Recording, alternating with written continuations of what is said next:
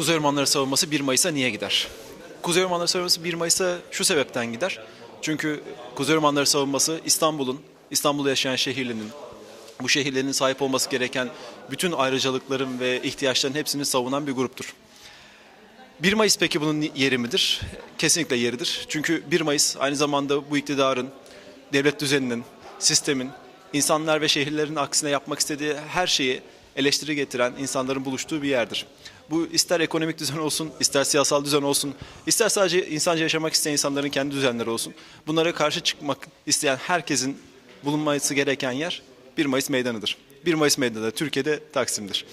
Kuzey Ormanları savunması bu sebeplerden ötürü 1 Mayıs'ta Taksim'de olacak.